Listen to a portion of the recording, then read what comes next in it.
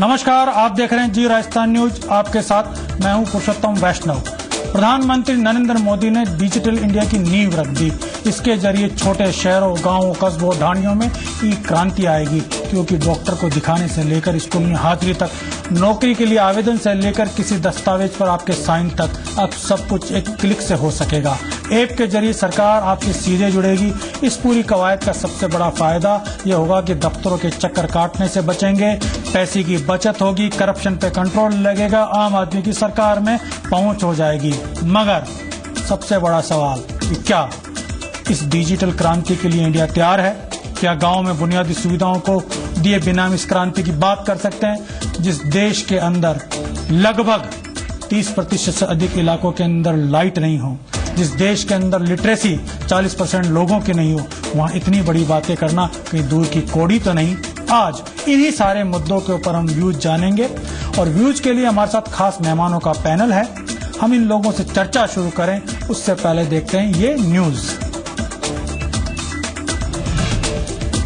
प्रधानमंत्री जी से अनुनय करते हैं कि कृपया डिजिटल इंडिया का मकसद लोगों को इंटरनेट से जोड़ना है ताकि उन्हें रोजमर्रा की सुविधाएं ऑनलाइन मिल सकें। इसके तहत अस्पतालों में ऑनलाइन रजिस्ट्रेशन की सुविधा होगी और कई शहरों को वाईफाई किया जाएगा। डिजिटल इंडिया वीक पर ई हेल्थ, ई एजुकेशन और डिजिटल लॉकर जैसी योजनाओं को लॉन्च किया गया। आधुनिक विज्ञान को, आधुनिक टेक्नोलॉजी को जोड़ना अनिवार्य है। अगर डेमोग्राफिक डिविडेंड, इसको अगर डिजिटल स्ट्रेंथ नहीं मिलेगी तो ये डेमोग्राफिक डिविडेंड हम ग्लोबल लेवल पर जितनी मात्रा में फायदा उठाना चाहिए नहीं उठा पाएंगे। और इसलिए देश को तैयार करने की आवश्यकता है। पिछले 7 अगस्त को सरकार ने डिजिटल इंडिया अभियान को लॉन्च किया था। योजना में सबसे पहले इंदौर के 2 गांवों को ब्रॉडबैंड इंटरनेट से जोड़ा गया है। अब ये भी जान लीजिए आपके फायदे क्या हैं। क्या है digital locker? Educational, medical, passport, PAN, Aadhaar card और प्रॉपर्टी से जुड़े डॉक्यूमेंट्स डिजिटल फॉर्म में एक जगह रखे जा सकेंगे। डॉक्यूमेंट्स अपलोड करने के बाद कहीं सर्टिफिकेट देने की जरूरत नहीं। शेयर करने के लिए डिजिटल लॉकर का लिंक या मेल काफी होगा। भविष्य में सरकार भी जरूरी डॉक्यूमेंट्स सीधे आपके डिजिटल लॉकर में अपलोड करेगी। ई हेल्थ से आपका फायदा, इंटरनेट के जरिए डॉक्टरों का अपॉइंटमेंट ले सकेंगे। ओपीडी में डॉक्टरों से मिलना आसान हो जाएगा। दूर दराज के मरीजों को बार बार शहर आने से मुक्ति मिलेगी। अस्पतालों में मरीजों की लंबी कतार की समस्या खत्म होगी। दूर दराज के इलाकों में टेलीमेडिसिन के जरिए चिकित्सा सेवा, मरीजों को नीम हकीमों के चक्कर में फंसने से निजात मिलेगी। जाहिर है इंडिया में ये एक बड़ी शुरुआत है जिसे बड़ी क्रांति के तौर पर माना जा रहा है, क्योंकि सच ये है कि देश में 98 करोड़ मोबाइल यूजर हैं। इनमें से 33 करोड़ स्मार्टफोन यूजर हैं, जबकि 20 लाख टैबलेट यूजर हैं। इंटरनेट से जुड़ी जो भी मौजूदा योजनाएं हैं उन पर 1 लाख करोड़ का खर्च आता है। ऐसे में डिजिटल इंडिया की चुनौतियां भी ढेर सारी हैं। डिजिटल इंफ्रास्ट्रक्चर के लिए भारी निवेश, डिजिटल लिटरेसी भी बड़ी चुनौती होगी। साइबर सिक्योरिटी सिस्टम को भी मजबूत बनाना होगा। गांवों में पर्याप्त बिजली भी बड़ा मुद्दा।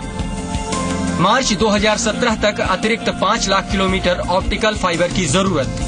छोटे शहरों, कस्बों और गांव में कनेक्टिविटी की दिक्कत। इंटरनेट की बेहद कम स्पीड इंडिया के लिए बड़ी चुनौती। स्पेक्ट्रम की महंगी कीमत भी डिजिटल इंडिया के सपने में रोड़ा। नेट न्यूट्रलिटी सुनिश्चित करनी होगी। डिजिटल इंडिया की क्रांति को सफल बनाने के लिए इन चुनौतियों की गंभीरता को समझना होगा। हाँ, कुछ कोशिश लोगों को खुद करनी होगी। सरकार तो योजना बना देगी, लाभ आपको उठाना है। ब्यूरो रिपोर्ट, जी मीडिया। तो सब मेक इन इंडिया के बाद अब डिजिटल इंडिया। देश पूर्णतया एक नई संचार क्रांति के दौर से जुड़ेगा। नई आधुनिक एक आईटी क्रांति इस देश के अंदर देखने को मिलेगी। हर हाथ में मोबाइल होगा, हर हाथ में टैब होगा, हर घर में कंप्यूटर होगा। एक क्लिक दबाएंगे डॉक्टर मिल जाएगा, एक क्लिक दबाएंगे आपको आपका पासपोर्ट मिल जाएगा। बहुत आदर्श परिस्थितियां होंगी। न वहां जाकर के लाइन में लगना, न किसी को रिश्वत देना, सब कुछ अच्छा ही अच्छा। चलिए कितना अच्छा होगा, क्या जमीनी हकीकत है, चर्चा करते हैं। चर्चा के लिए मेरे साथ 4 खास मेहमान हैं। मेरे साथ है ओंकार सिंह लखावत साहब, जो कि भाजपा के वरिष्ठ नेता है, राज्य मंत्री दर्जा प्राप्त भारतीय जनता पार्टी के अंदर ओहदा रखते हैं, सरकार में ओहदा रखते हैं। मेरे साथ रघु शर्मा जी हैं, जो कांग्रेस पार्टी के प्रदेश उपाध्यक्ष हैं, वरिष्ठ नेता हैं। मेरे साथ राजेंद्र राज साहब हैं, वरिष्ठ पत्रकार हैं। उसके अलावा मेरे साथ में जुड़े हैं मुकेश शर्मा जी, जो कि डिजिटल एक्सपर्ट हैं और एक बहुत बड़ी डिजिटल कंपनी के सीईओ भी हैं। मैं इस चर्चा की शुरुआत सबसे पहले मुकेश जी से करूंगा, क्योंकि मैं समझना चाहता हूं और मैं मेरे दर्शकों को बताना चाहता हूं कि आखिर डिजिटल इंडिया है क्या। मुकेश जी, क्या दिन बदलने वाले हैं? क्या डिजिटल इंडिया के जरिए देश के अच्छे दिन आ जाएंगे? बिल्कुल आएंगे। सबसे पहले मैं माननीय नरेंद्र मोदी जी का हार्दिक धन्यवाद दूंगा कि उन्होंने ये इनिशिएटिव लिया है। डिजिटल इंडिया जो है वो हमारे देश की तस्वीर बदल देगा। मतलब आज की तारीख में इंडिया को टेक्नोलॉजी हब माना जाता है। आप देखिए, हमारे ज्यादातर अमेरिका और जितनी जगह भी काम हो रहा है, वो सारा ब्रेन जो है वो यहीं से जा रहा है। अब जो इनिशिएटिव लिया गया है, उससे जो समस्या आज की तारीख में आपने ऑलरेडी उनके बारे में बयान किया है कि आपको कतार में नहीं खड़ा होना पड़ेगा। मैं एक छोटा सा सवाल है मुकेश जी। हाँ। मुकेश जी, मैं थोड़ा सा मेरे दर्शकों के लिए एक छोटा सवाल पूछना चाहता हूं। दुनिया में सब लोग जानते हैं साहब, घी बहुत अच्छा है सेहत के लिए, बहुत अच्छा होता है घी। अब अगर किसी मेरे जैसे आदमी को कह दिया साहब घी तो अच्छा है, 1 किलो पिलाएंगे, अब मेरा ना हाजमा काम का ना मेरा हार्ट काम का, हजम तो होगा नहीं। बहुत अच्छी चीज है, देश के हालात हैं कि ऐसे हजम कर लेगा? बिल्कुल देश के हालात हैं। मैं आपके सवाल को, बहुत अच्छा सवाल पूछा है आपने। मैं आपको एक इसका उदाहरण देता हूं। 1957 में मेरे पास फोन नहीं हुआ करता था, मोबाइल, क्योंकि कॉस्ट बहुत ज्यादा थी। आज की तारीख में रिक्शे वाले के पास कोई ऐसा इंसान मैं नहीं जानता हूं, अगर 98 करोड़ लोगों के पास मोबाइल फोन है आज की तारीख में, वो बात कर पा रहे हैं, वो मैसेजेस कर पा रहे हैं, वो 33 करोड़ से ज्यादा जनता के पास स्मार्टफोन है। तो अब रह क्या गया है? एप्लीकेशंस को ही तो उस पर डालना है। अब वो डालने के लिए मैं ये नहीं कहूंगा कि हम पूर्णतया रूप से तैयार हैं, पर इनिशिएटिव लिया गया है, चीजें हो रही है उस डायरेक्शन में। लाखों किलोमीटर ऑप्टिकल फाइबर्स बिछाने पड़ेंगे। हम उन गांवों की बात कर रहे हैं जिस देश के अंदर 30% इलाकों के अंदर बिजली नहीं है। बिजली छोड़िए साहब, खंबा तक वहां नहीं पहुंच पाया। वहां कैसे डिजिटल इंडिया पहुंचेगा? इसके अपने चैलेंजेस होंगे, बट मैं अभी थोड़े दिन पहले ऐसे ही इलाके से निकला था, पहाड़ों में। मैंने देखा कोशिश अच्छी है, चलिए मानता हूं मैं भी। चलिए चर्चा को आगे बढ़ाते हैं, थोड़ा राजनीतिक डिस्कशन कर लेते हैं। ओंकार सिंह लखावत साहब है मेरे साथ में। लखावत जी, डिजिटल इंडिया के लिए ऐतराज किसी को नहीं, बहुत अच्छी चीज है। मैंने बताया ना, घी है देसी। लेकिन साहब, क्या देश के लिए हम उसके इंफ्रास्ट्रक्चर को लेकर तैयार हैं क्या? और उसके लिए जो आगे चुनौतियां आने वाली है, उसकी क्या तैयारियां हैं? देखिए पुरुषोत्तम जी, भारत बहुत तेजी से आगे बढ़ रहा है और उसका एक कारण है कि शिक्षा का प्रतिशत जितना तेजी से बढ़ रहा है, और विशेषकर हमारा जो गांव, ढाणी, कस्बा, महिलाएं, इनका शिक्षा में जिस प्रकार तेजी से रुझान बढ़ा है, मैं ये कह सकता हूं कि एक बहुत बड़ी क्रांति की ओर हिंदुस्तान बढ़ रहा है। और आप ये मान के चलें कि आने वाला 10 साल के बाद हिंदुस्तान दुनिया का सबसे ताकतवर दृष्टि से, बौद्धिक दृष्टि से, कर्म की दृष्टि से, उत्पादन की दृष्टि से सबसे बड़ा देश बनकर के खड़ा होगा।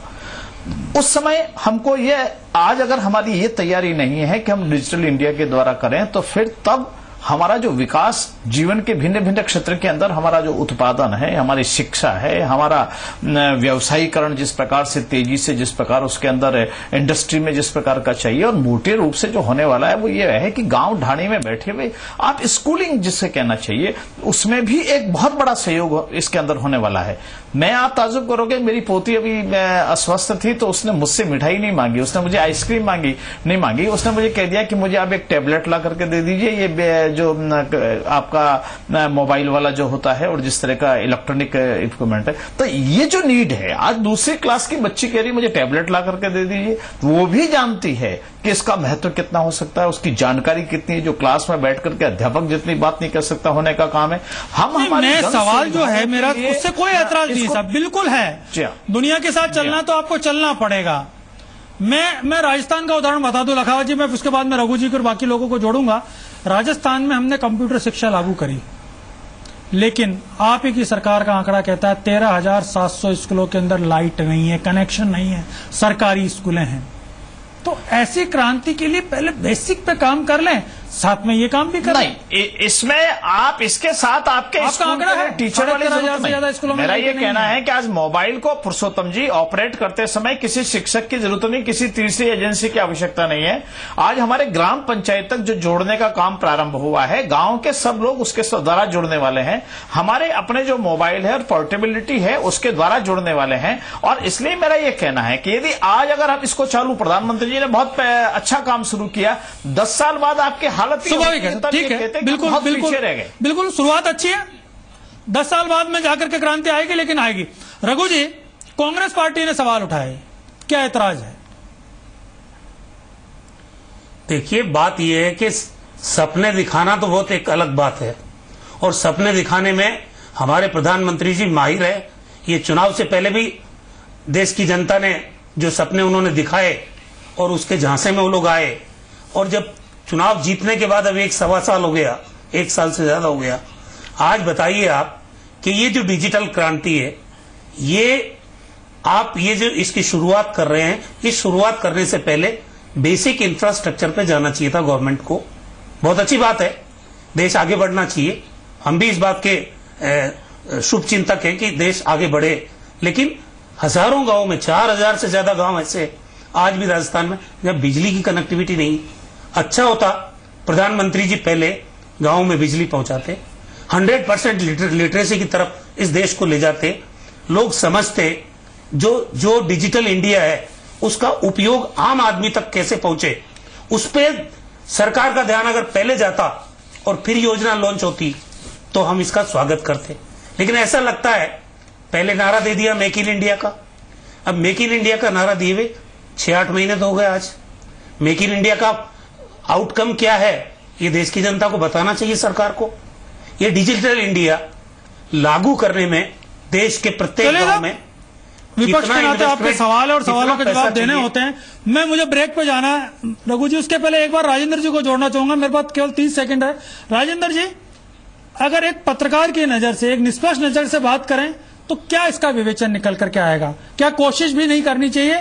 पहले हम हमारा इंफ्रास्ट्रक्चर ठीक करें, शुरुआत करनी चाहिए, उसी तरह से कोशिश बिल्कुल करनी चाहिए। मैं याद दिलाना चाहूंगा कांग्रेस के अपने रघु जी को कि यही स्थिति सेन पित्रोदा के समय राजीव गांधी जी ने की थी 1985 के बाद में, तब बीजेपी ने इस पर कंप्यूटर योजना का विरोध किया था। आज रघु जी अपोजिशन में तो वो विरोध कर रहे हैं, तो इसको तो इस नजरिए से देखना चाहिए, इस नजरिए से देखना चाहिए। मतलब आप उसकी आलोचना कर रहे हैं, शुरुआत तो होगी तो निश्चित रूप से। उस समय बीजेपी ने भी यही कहा था कि कंप्यूटर आएगा तो बेरोजगारी बढ़ेगी, आज ये कह रहे हैं कि इंफ्रास्ट्रक्चर बढ़ाइए। कांग्रेस ने भी उस समय कहा था कि धीरे धीरे सब चीजें होंगी। तो ये तो चीजें हैं विरोध की, या कहना चाहिए आलोचना की, एक दूसरे के पार्टी के विपक्ष में है तो विपक्ष की बात करेंगे, जो सत्ता में वो सत्ता की बात करेंगे। राजेंद्र जी बहुत बड़ी बात कही है, कोई देरी नहीं है। राजेंद्र जी आपने बहुत बड़ी बात कही है, इस देश में आईटी क्रांति लाने वाली कांग्रेस थी। चलिए मैं ब्रेक पे जा रहा हूं, जब ब्रेक से लौटूंगा तो इस चर्चा को आगे बढ़ाऊंगा। ये तो सत्य है कि इस प्रदेश के अंदर, इस देश के अंदर आईटी क्रांति राजीव गांधी लाए थे, कांग्रेस लाए थे। इस देश के अंदर मोबाइल की क्रांति राजीव गांधी लाए थे। ये अगला कदम है, आगे बढ़ रहे हैं तो साथ खड़ा होना चाहिए। अभी एक छोटा सा ब्रेक, जल्द लौटते हैं।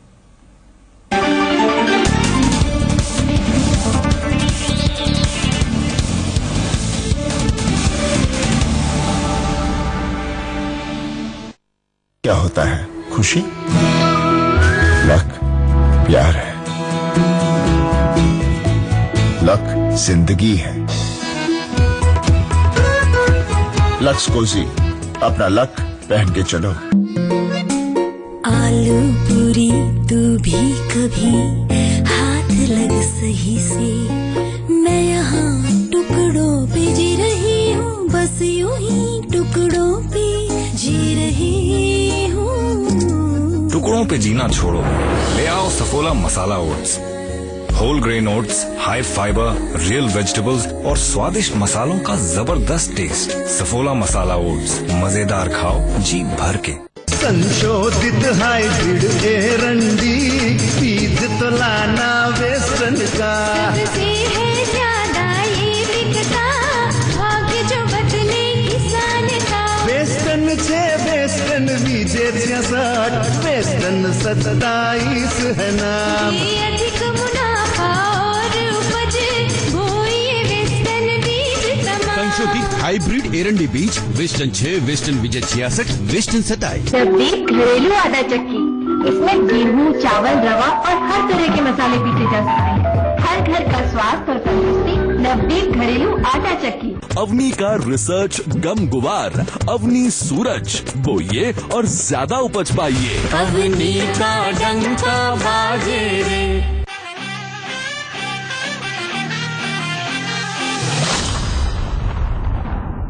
Oh, my broken English, got ulta fashion, turning into the trending fashion. All I did is समस्या का मंचिफिकेशन, एक्शन, रिएक्शन, सेंसेशन, मंचिफिकेशन। नेस्ले मंच खाओ, अपने मंच पे आओ। Nestle, good food, good life.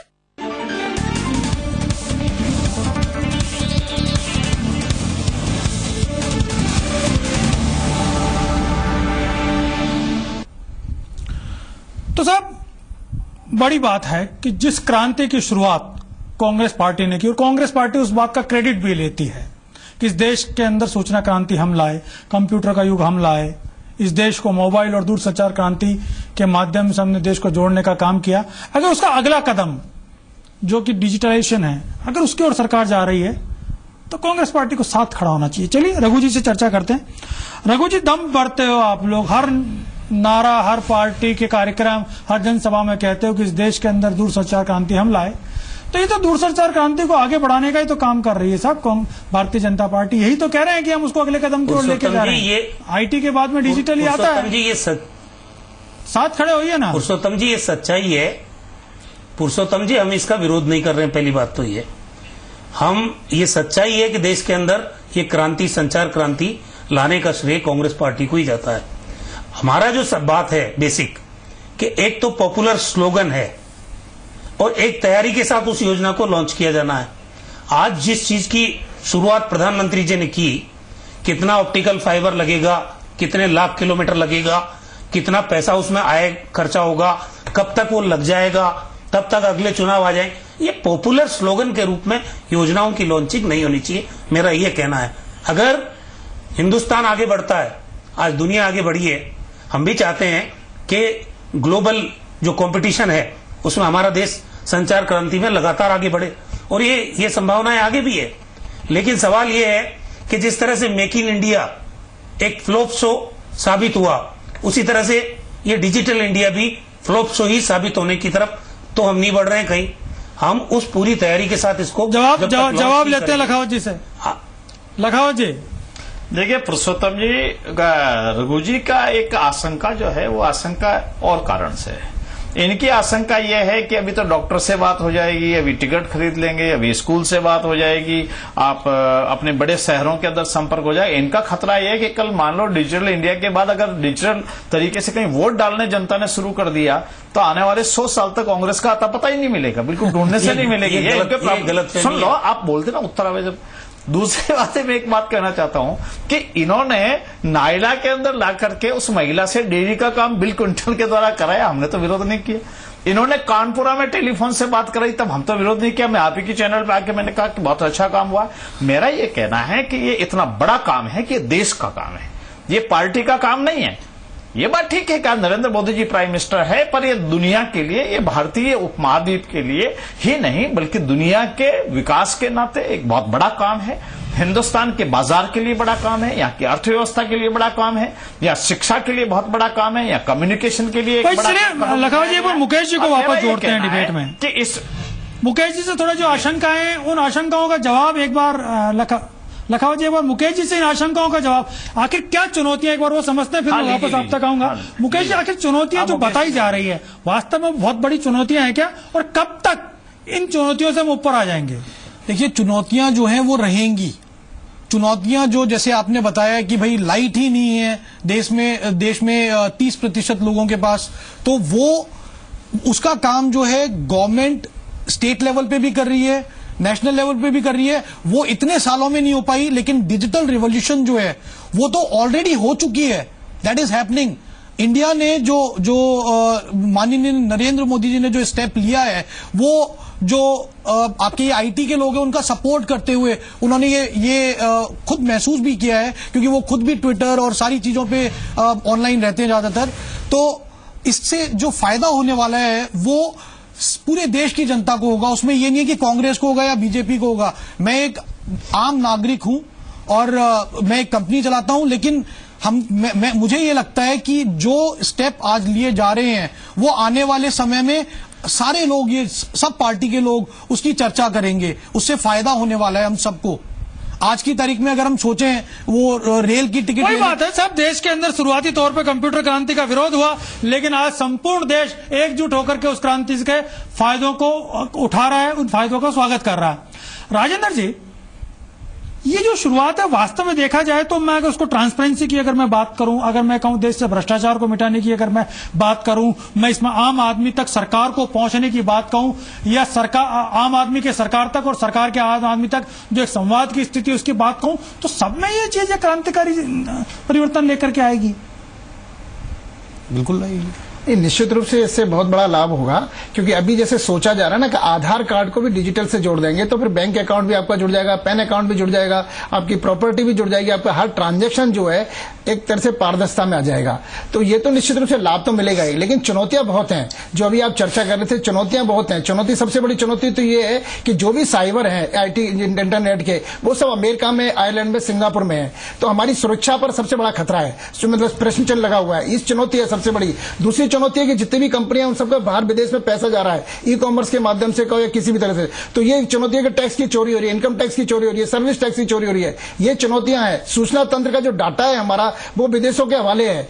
तीसरी चीज सब, और इससे भी बड़ी चुनौती हो रही है कि जैसे अभी लखावत जी इस बात को बड़ी गौरवान्वित होकर के कह रहे थे कि मेरे छोटे बच्चे ने मुझे आइसक्रीम नहीं मांगी, मिठाई नहीं मांगी, मुझसे कहा कि मेरे लैपटॉप लाओ या आईपैड लाइए। लेकिन मुझसे बात यह है कि अभी एसोचैम ने एक सर्वे किया है, उस सर्वे ने बताया है कि इस देश के 8 से लेकर के 13 वर्ष के बच्चों में से 73% बच्चे इंटरनेट का यूज कर रहे हैं, यानी सोशल मीडिया पर यूज कर रहे हैं, और वो 3 घंटे से ज्यादा कर रहे हैं, जो उनके लिए ठीक नहीं है। मुझे अच्छी तरह से याद है, बिल गेट्स जो सबसे बड़ा माना जाता है, उसने पूछा उससे बच्चों से, उससे पूछा गया कि आपके बच्चे इंटरनेट यूज करते हैं? उनका नहीं, मैं नहीं करते और मेरे बच्चे नहीं करते। अमेरिका में इस तरह के स्कूलों का चलन बढ़ रहा है जो 13 वर्ष तक के बच्चों या किशोर टीनेज बच्चों को इंटरनेट से दूर रखें, सोशल मीडिया से दूर रखें। तो ये चुनौतियां हैं जो आने वाली हैं, इन पर हमें निश्चित रूप से विचार करना पड़ेगा, खासकर सुरक्षा की बात पर, क्योंकि जो भी सर्वर है वो बाहर है, चाहे हमारी निजी जानकारी हो चाहे राष्ट्रीय जानकारी हो, वो सब अमेरिका, आयरलैंड और सुधार की जरूरत है। सिंगापुर जा रही है। राजेंद्र जी, इन चीजों में सुधार की जरूरत है, लेकिन उसके कारण से क्या इस पूरे डिजिटल इंडिया के ऊपर सवाल उठाना चाहिए क्या? नहीं, डिजिटल इंडिया पर सवाल नहीं है, सवाल है चुनौतियों का। चुनौतियों पर सावधानी बरतनी है, राष्ट्रीय हित को ध्यान रखना है, सूचना तंत्र पर ध्यान रखना है। क्योंकि अभी जैसे एक उदाहरण देता हूं, उबर का, दिल्ली में उस पर रेप का मामला चला और उबर को बंद कर दिया गया, दिल्ली सरकार ने बंद कर दिया, लेकिन उसके बावजूद भी मेरे तरफ से भी सवाल है, मैं पूछ लेता हूं। मैं एक सवाल है पूछ लेता हूं, फिर मुझे कार्यक्रम खत्म करना है। लखावत जी, इस देश के अंदर साइबर सिक्योरिटी को लेकर के भी बहुत बड़ा सवाल है। आए दिन हमारे राजस्थान सरकार की हर दूसरे दिन वेबसाइटें हैक होकर के पाकिस्तान जैसा एक छोटा सा, जिसको कि डिजिटल का डी पता नहीं होगा, वो हैक कर लेता है। जिस दिन इंटरनेशनल हैकर लगे और इसने हमारी इस लॉकर की हम बात कर रहे हैं, डिजिटल लॉकर की, अगर उसकी चाबियां इस तरीके से अगर खुलने लगी तो इस देश की सुरक्षा व्यवस्था, पता चला कि इस देश के परमाणु बम का जो ऑन करने का स्विच है वो कहीं किसी पाकिस्तान में बैठे हुए किसी आतंकी के हाथ में आ गया।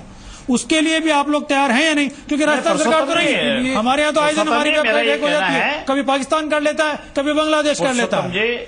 पुरुषोत्तम जी, हमारे वैज्ञानिकों पे आप भरोसा करिएगा। इस देश के वैज्ञानिक बहुत तरक्की वाले हैं, बहुत मस्तिष्क वाले हैं, उनके नए इनोवेटिव वर्क है, उनके रिसर्चेस है।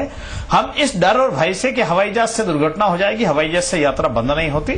जहां कहीं भी घटनाएं हुई होंगी, एटीएम के कहीं मान लो चोरी हो गया तो एटीएम में पैसा रखना लोगों ने बंद कर दिया। मेरा ये कहना है कि जितनी दुर्घटनाएं या कमियां हैं उनको दूर करेंगे हमारे साइंटिस्ट जो है। बात वही है साहब, हमारा जो वैज्ञानिक, इस खबर को हमारा दिखाने का मकसद भी था कि फायदे क्या वो आम आदमी जान ले। दूसरा, इस क्रांति के जरिए निश्चित तौर पर देश एक नई दिशा में जाएगा। जिस 21वीं सदी की हम बात कर रहे हैं, उस 21वीं सदी का दृश्य और उस 21वीं सदी का भारत बन पाएगा, इसमें भी कतई कोई सवाल नहीं है। लेकिन उसके साथ में एक सवाल जरूर है कि जो सुरक्षा है वो हमारी अभेद रहनी चाहिए। दूसरा, उसके लिए जिस इंफ्रास्ट्रक्चर की जरूरत है वो इस देश के अंदर पहले और साथ में बनाया जाए।